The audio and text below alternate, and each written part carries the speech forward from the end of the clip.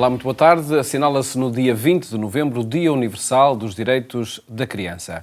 Uma efeméride que nos vamos referir com Odete Severino Soares, professora da Universidade Nova de Lisboa, depois de destacarmos geografias onde perdura a perseguição por motivos religiosos, como fazemos em cada quarta-feira, numa parceria com a Fundação Ajuda à Igreja que Sofre, que esta semana assinala de facto esta perseguição com muitas iniciativas ao longo do país.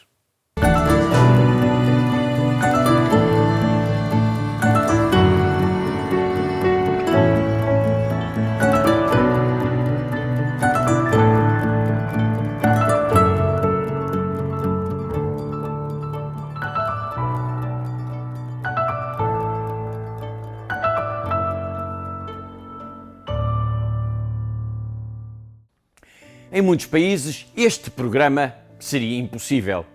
Nós vivemos num país em que há liberdade religiosa, mas em muitos países, infelizmente, isso não é assim. E eu não poderia aparecer assim na televisão para falar, por exemplo, da perseguição aos cristãos. A liberdade religiosa, que é uma coisa que nós, aqui em Portugal, temos por garantida, é ainda apenas uma miragem em muitos países. É importante ter consciência disto. É importante sensibilizar as pessoas para esta realidade. E é muito importante poder ajudar os que vivem nesses países. Uma das formas de chamar a atenção do mundo para a falta de liberdade religiosa é iluminando de vermelho igrejas, capelas, edifícios públicos. É o que faz a Fundação AIS todos os anos em novembro.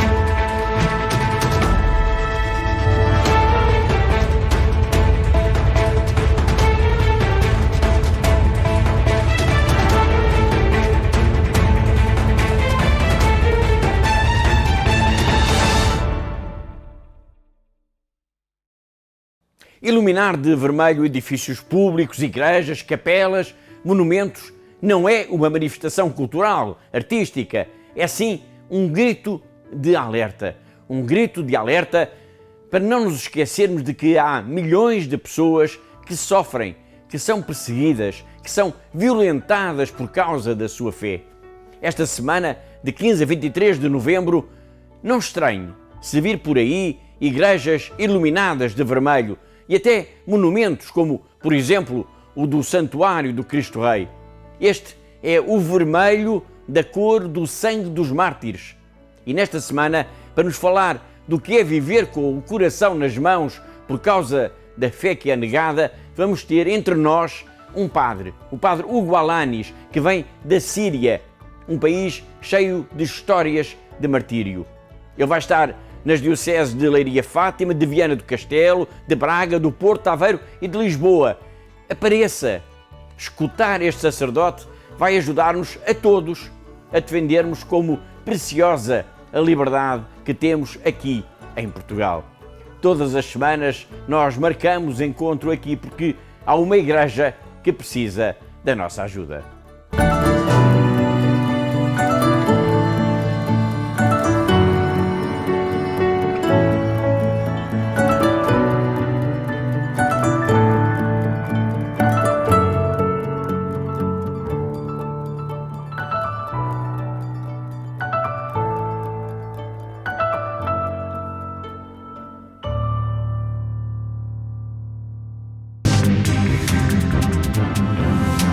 Encontro das equipas de Nossa Senhora congregou em Fátima casais de Portugal e da África de expressão portuguesa.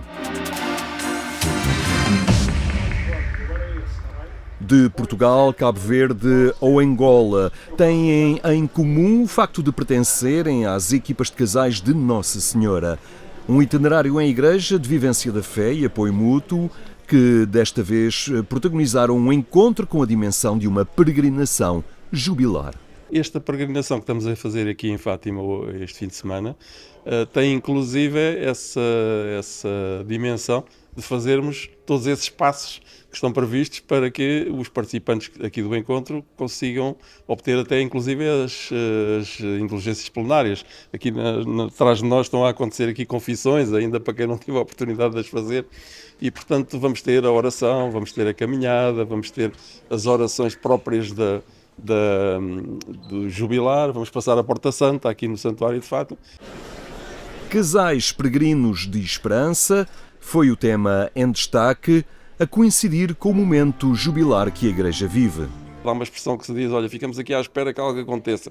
Não, vamos pondo aquilo que temos para dar, vamos pondo aquilo que realmente podemos fazer e as coisas irão acontecer com toda a calma quando tiverem que acontecer. É sobretudo... Muitas vezes nós falamos da esperança, mas num sentido que é mais de controle, de gostarmos de controlar a vida. Esperamos que aconteça isto, esperamos que aconteça aquilo e depois ficamos desiludidos quando isso não acontece, não é?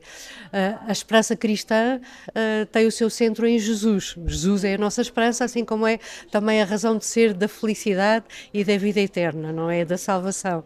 E nesse sentido, a esperança nunca depende só de nós. 2 dias marcados pelo encontro, a formação e a celebração. Este movimento é sempre um momento muito marcante do ano, de todo o ano dos equipistas, ou seja, dos casais e sacerdotes que são parte das equipas de Nossa Senhora. E é muito marcante porque tem várias dimensões. Tem uma dimensão de formação e por isso nós temos painéis hoje e temos outro painel amanhã durante o domingo.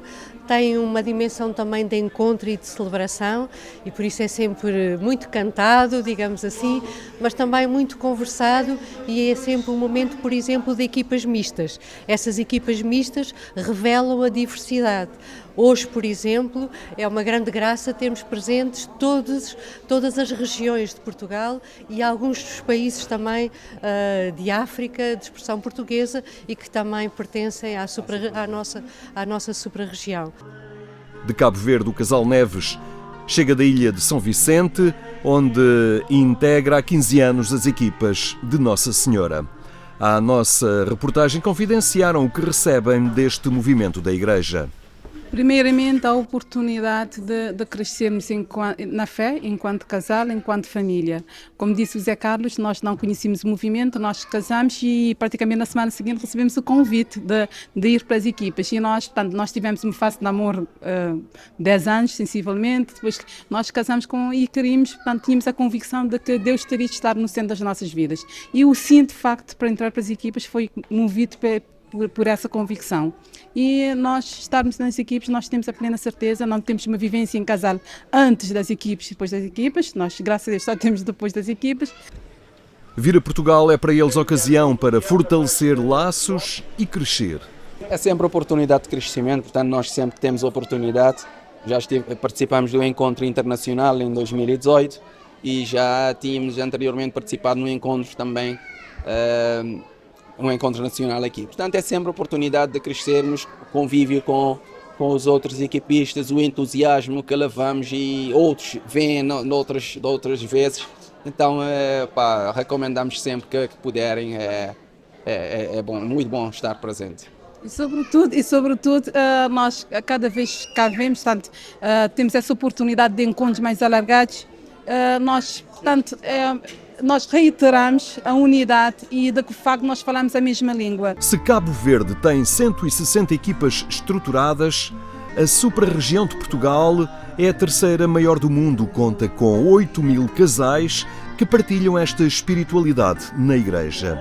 Um movimento que neste momento trabalha também documentos fundacionais que, apesar da distância histórica, permanecem atuais.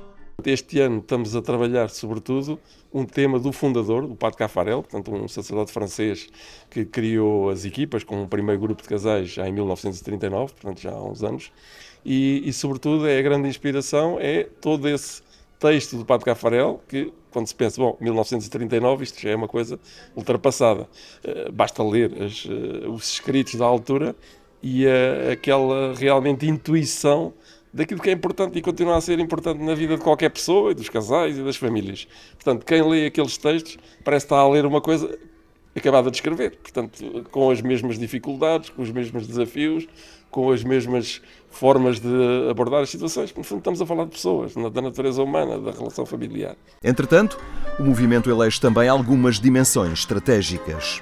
Temos, claro, que como equipa ao serviço, temos que olhar muito para os casais que recorrem às equipas de Nossa Senhora para serem apoiados na sua caminhada, portanto olhar para os casais, olhar também para as equipas de base, no sentido que sejam verdadeiras comunidades de fé e de entreajuda entre esses casais, depois olhar também para a Igreja, da qual nós fazemos parte, somos povo de Deus e por isso fazemos parte da Igreja, e à sociedade como um todo, isto é, que a nossa missão não fica apenas fechada nas equipas, mas se alargue de alguma maneira e transpareça e impacte toda a sociedade.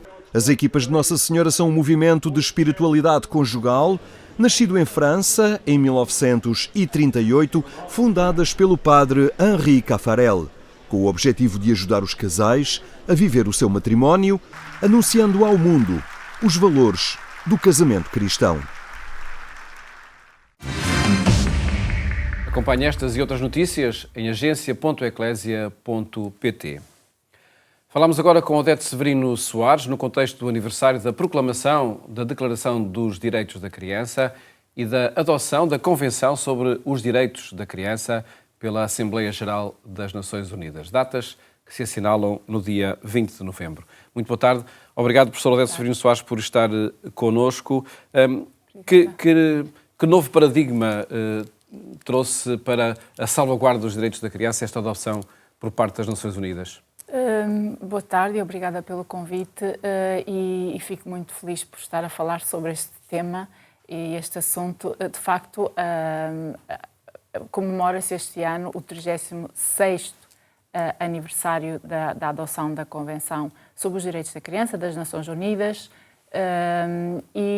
De facto, a Convenção, a adoção da Convenção trouxe uma nova perspectiva sobre a criança, no sentido de tornar um sujeito passivo para um sujeito ativo de direitos, isto é, tal como os adultos têm direitos e garantias fundamentais que devem exercer em termos próprios,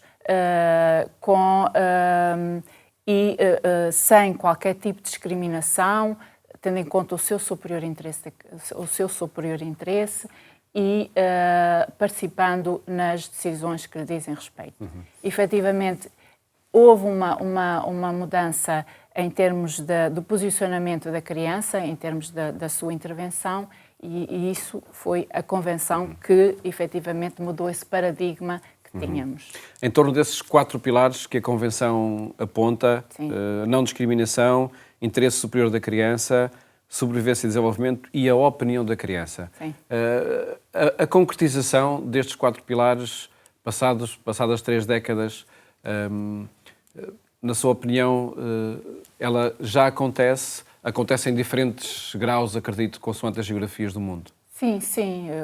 Houve uma grande evolução em termos de, mesmo a nível interno e a nível global, houve um reforço em termos dos direitos e da promoção desses direitos e a extensão desses direitos, porque a Convenção é um acordo entre os vários Estados, vários países que negociaram a Convenção por níveis mínimos em termos de direitos, mas depois os próprios Estados podem, eles próprios, alargar esses direitos, como Portugal também fez em algumas matérias.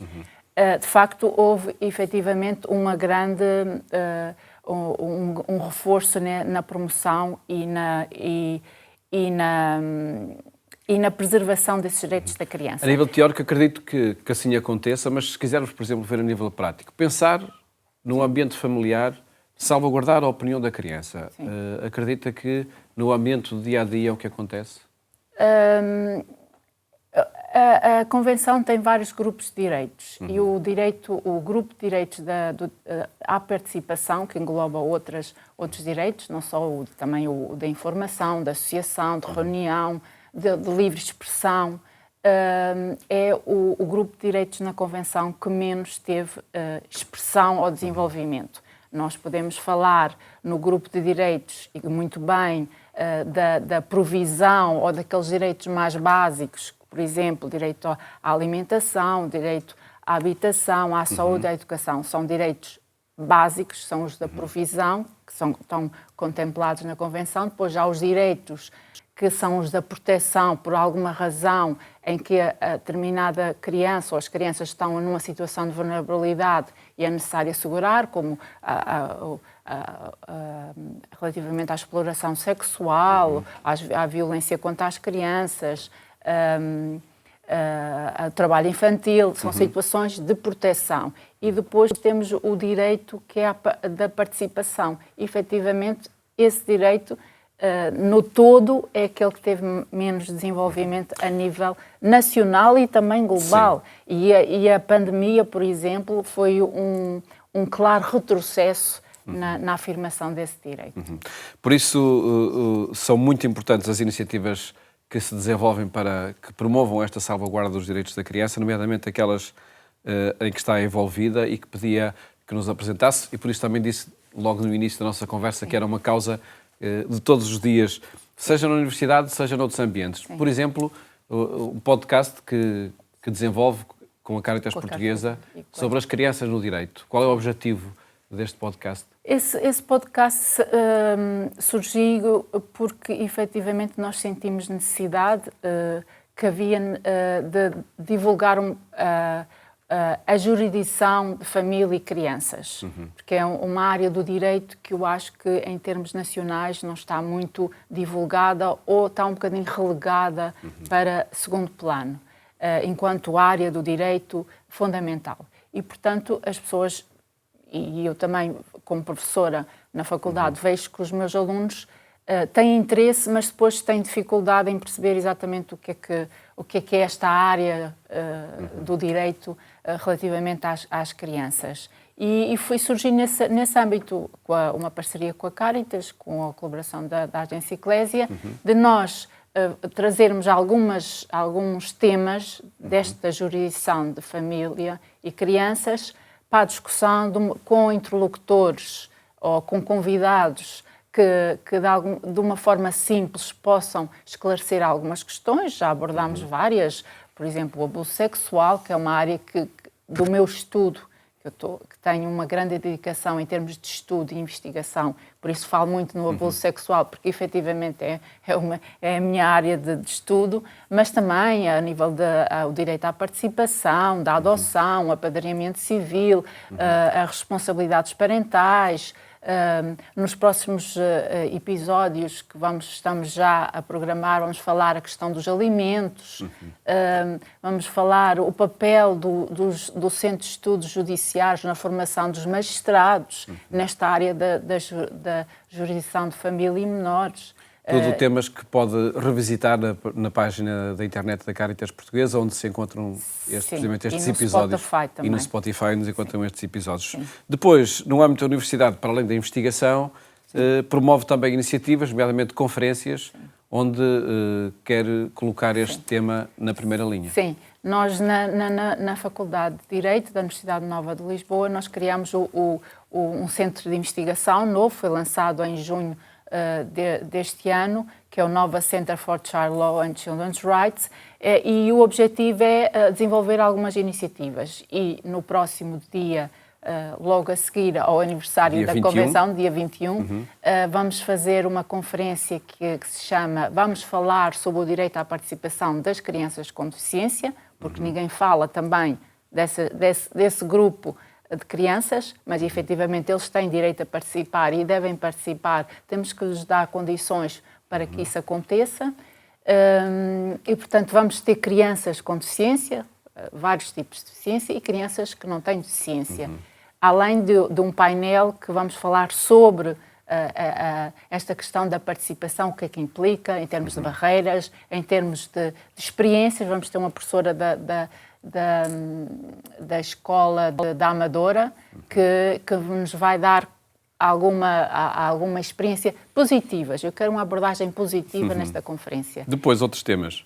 As outras duas conferências já previstas. Sim, o direito é no dia 12 de dezembro. Vamos falar sobre o direito das crianças migrantes à educação e, portanto, queremos abordar essa questão, mas também aliar essa questão da educação das crianças migrantes com a questão também dos menores não acompanhados e o modelo de tutela que Portugal vem seguindo relativamente a essas crianças, que é diferente da maioria dos Estados membros da União Europeia, e tendo em conta o Pacto Europeu para o Asilo e Imigração, que foi aprovado, a Comissão tem regras muito restritas relativamente ao modelo de tutela dos menores não acompanhados, e nós queremos discutir também essa questão. Depois, em janeiro, no dia 14 de janeiro de 2026, já no próximo ano, vamos fazer uma conferência também sobre as crianças pobres. E será em colaboração com a SEDES, Jovem, e com a Universidade Católica. Sem dúvida nenhuma, que oportunidades para que este tema dos direitos seja cada vez mais salvaguardado e presente na nossa sociedade. Agradeço-lhe, professora Odete Severino Soares, felicidades para esse trabalho que vai desenvolvendo em benefício das crianças.